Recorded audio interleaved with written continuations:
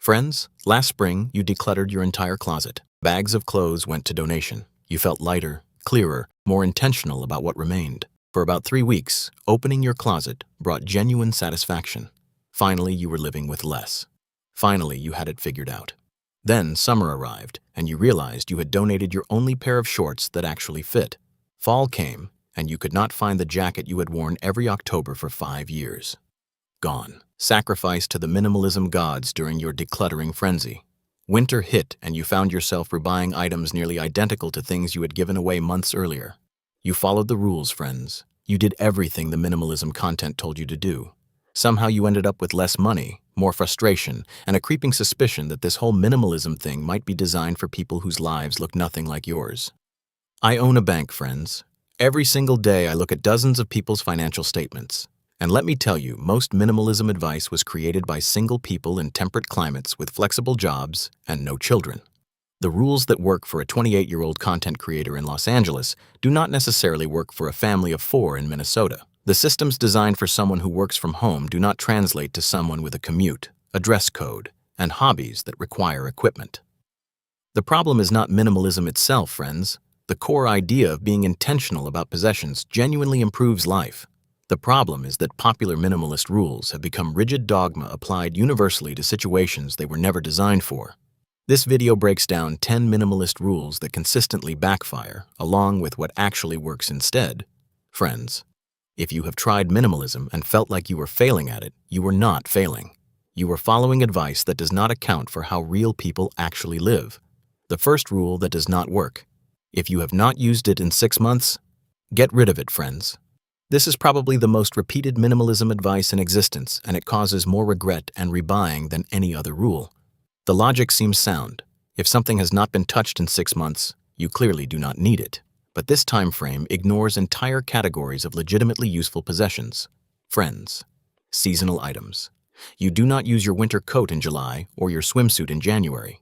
6 months of non-use means nothing for items tied to seasons, occasion-specific items, the suit you wear to weddings and funerals, the formal dress for annual events, the camping gear for your yearly trip. These might sit unused for 8 or 10 months and still be essential when their occasion arrives, friends. Emergency supplies, first aid kits, backup batteries, jumper cables, tools for home repairs. You might not touch these for years, and then suddenly they are the most important things you own. Life stage items, maternity clothes, baby equipment waiting for a second child, professional attire from a career you might return to. Friends, 6 months of unemployment does not mean you will never work in that field again. The rebuying problem is real. I have watched people donate winter boots in August only to buy new winter boots in November, friends. The original boots were fine, perfectly broken in, comfortable, years of life left. The new boots cost money, required breaking in, and were not as good as what was discarded. What works instead, friends? Evaluate items based on their purpose and realistic future use rather than arbitrary timeframes. Ask yourself, when would I realistically need this? Is that scenario likely?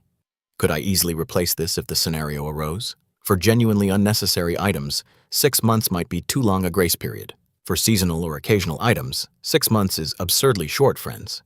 Match your evaluation time frame to the actual nature of the item. The second rule that does not work. Your wardrobe should contain exactly 33 items, friends.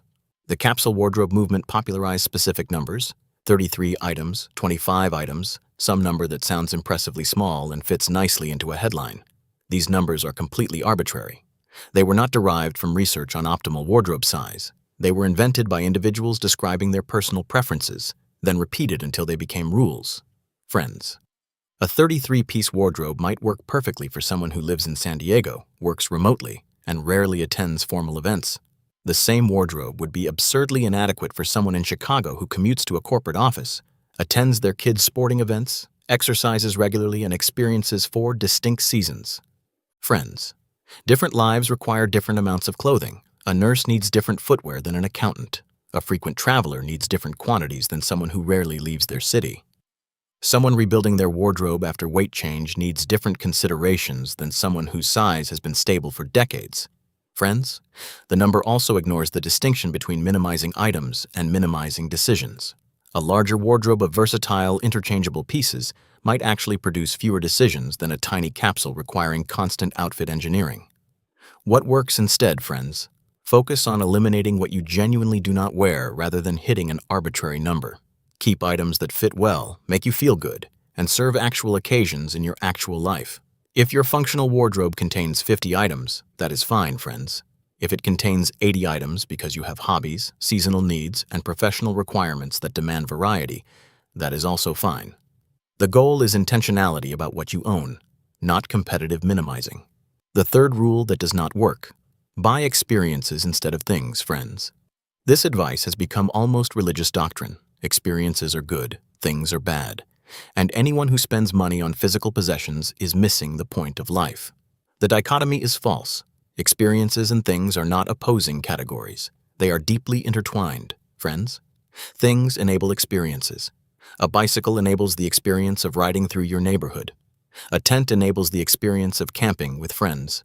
A good kitchen knife enables the experience of cooking meals you are proud of. Musical instruments, art supplies, sports equipment, books. These are things that create experiences, friends. Some experiences require extensive things: photography, woodworking, gardening, rock climbing. These pursuits demand equipment. Telling someone to stop buying things and start buying experiences ignores that their experiences require things. And some things are experiences, friends. A beautiful piece of art you see every day is an ongoing experience. A comfortable chair you sit in while reading creates thousands of small experiences over its lifetime. Things you interact with regularly are not opposed to experiences. They are containers for them.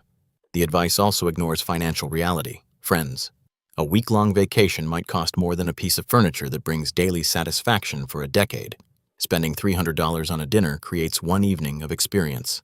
The same $300 on a quality item you use daily might create 10 years of experience. What works instead, friends? Evaluate purchases based on the ongoing value they will add to your life rather than categorizing them as thing versus experience. How often will you engage with this? How much satisfaction will each engagement provide? Does this enable activities that matter to you? A kayak is technically a thing. It is also the vessel for years of experiences on the water. Friends, reject the false dichotomy and think in terms of value created over time. The fourth rule that does not work: one in, one out with no exceptions, friends. The one in, one out rule states that for every new item entering your home, one equivalent item must leave. Buy a new shirt, donate an old shirt, acquire a new kitchen gadget, remove an existing one. This rule makes sense as a general principle for preventing accumulation. As a rigid law applied without exception, it falls apart, friends. Sometimes you genuinely need more of something. If you have been making do with 2 bath towels and buy 2 more, you do not need to throw away your existing towels to make room. You actually need 4 towels. That is why you bought more, friends. Life circumstances change in ways that require additional items: new hobbies, new jobs, new family members, moves to different climates. These situations legitimately require acquiring things without corresponding removal. The rule can prevent upgrading strategically, friends. If you own 1 mediocre pan and buy 1 quality pan, removing the mediocre pan makes sense. But if you own 3 mediocre pans and buy 1 quality pan that could replace 2 of them, the one in, one out math does not capture the actual improvement happening. It also creates strange incentives, friends. People following this rule rigidly sometimes throw away perfectly good items just to create permission to acquire something new. The environmental and financial waste of this approach undermines the whole point of mindful consumption. What works instead, friends? Apply the one in, one out principle flexibly as a check against mindless accumulation rather than a rigid law. Before acquiring something new, ask whether you have space for it physically and mentally. Ask whether something existing could leave to make room, but do not force removals that do not make sense just to satisfy a formula. Friends, the goal is thoughtful curation of your possessions over time, not strict mathematical compliance with arbitrary rules. The fifth rule that does not work: keep only what sparks joy, friends. Marie Kondo's spark joy concept resonated with millions because it introduced emotional consideration into decluttering decisions. The problem comes when spark joy becomes the only criterion. Utility matters too, friends. Your toilet brush does not spark joy. Neither does your plunger, your tax documents, your first aid kit, or your snow shovel. These items exist because they serve necessary functions, not because handling them produces delight. The spark joy test works beautifully for discretionary items, friends, clothes you wear by choice, decorations, books, personal items. It fails completely for functional necessities. It also fails for things you have not connected with yet, friends. New items rarely spark the same joy as items you have built history with. A book you have not read does not spark the joy of a book you loved. A tool you have not mastered does not spark the joy of a tool that has become an extension of your hand. Spark joy as a test would eliminate anything new, and joy itself is complicated, friends. Some items do not spark joy in the moment but enable future joy. Workout equipment might not spark joy at 6 in the morning, but it enables the joy of fitness and health. Art supplies might not spark joy while sitting unused, but they spark joy when creative inspiration strikes. What works instead, friends? Evaluate items on multiple dimensions. Does it spark joy? Is it useful? Is it necessary? Does it enable activities I value? Would I miss it if it were gone? An item can stay if it satisfies any of these criteria meaningfully, friends. It should go only if it fails all of them. The Spark Joy test is one valuable question among several, not the only question that matters. The sixth rule that does not work. Declutter everything in one massive weekend purge, friends. Minimalism content loves the dramatic transformation, the before and after of a single weekend that converts chaos into calm, the packing party, the complete closet overhaul, the whole house declutter accomplished in 48 hours. These dramatic purges make great content. They make terrible strategy, friends. Rushed decisions produce regret. When you are in declutter mode, riding the dopamine hit of filling donation bags, you make decisions you would not make in a calmer state. Items get removed not because they should go, but because the momentum of purging sweeps them along, friends. The rebuying problem is worst after big purges. I have watched nearly everyone who does a dramatic whole house declutter end up rebuying things they removed. The money wasted on replacement often exceeds what a more thoughtful approach would have cost, friends. Big purges do not build habits. A weekend transformation is an event, not a practice. When it is over, you have not learned anything sustainable, friends. New items accumulate, and a year later you need another dramatic purge because the underlying patterns have not changed. They are also exhausting in ways that create negative associations, friends. When decluttering feels like a grueling marathon, you avoid doing it. The task becomes something you dread rather than a routine maintenance activity. What works instead, friends? Declutter in small, regular sessions rather than dramatic events. 15 minutes weekly produces better results than 8 hours once a year. Start with easy areas, friends. That junk drawer, the bathroom cabinet, a single shelf. Build the habit of examining possessions thoughtfully. Over months, the small sessions add up to comprehensive decluttering without the mistakes of rushed decisions. This approach also catches accumulation early. Friends, instead of letting things pile up until they require dramatic intervention, you are continuously curating in real time. The seventh rule that does not work. Minimalists must embrace an all-white aesthetic, friends. Open any minimalism blog or Instagram account, and you will see the same visual language. White walls, white furniture, natural wood, empty surfaces, plants carefully placed as the only organic element. This aesthetic has become so associated with minimalism that people think adopting the lifestyle requires adopting the look. This confuses aesthetic minimalism with practical minimalism, friends. They are related but separate concepts, and conflating them creates problems. All white spaces require constant maintenance. White shows every mark, stain, and speck of dust. Keeping the minimalist aesthetic pristine is itself a time-consuming, unminimalist task, friends. Many people who adopt this look end up spending more time cleaning than they did before. The aesthetic actively conflicts with some lives, friends. Families with young children cannot maintain white surfaces. People with messy hobbies cannot maintain empty workspaces. Pet owners cannot maintain pristine floors. The lifestyle itself prevents the aesthetic from working. It can also feel cold and unwelcoming, friends. Homes need personality to feel like homes. Removing all color, all texture, all visual interest in pursuit of minimalist aesthetics can create spaces that look beautiful in photos but feel sterile to inhabit. What works instead, friends? Separate the question of how much you own from the question of how your space looks. You can own relatively few things while still having color, texture, pattern, and personality in your home. You can practice minimalism in a maximalist decorated space, friends. Focus on whether your possessions serve you functionally and emotionally, rather than whether your space photographs well. The goal is a life that works for you, not a life that impresses strangers on the internet. The eighth rule that does not work. Minimalism means never buying anything on sale, friends. This advice comes from a reasonable place. Sales manipulate us into buying things we do not need just because the price is reduced. But the pendulum has swung too far into an absolute prohibition that ignores reality. Sales on things you genuinely need save money. Friends, If you need new running shoes and find quality running shoes at 30% off, you are not being manipulated. You are being strategic. Waiting for sales on planned purchases is good financial management, not anti-minimalist behavior. Bulk buying on sale reduces trips, packaging, and cost per use, friends. Stocking up on household essentials when prices drop is more sustainable and more affordable than buying small quantities at full price repeatedly. The never buy on sale rule can actually backfire into paying more, friends. If you need something and refuse to buy it on sale because sales are manipulative, you end up paying full price for the same item.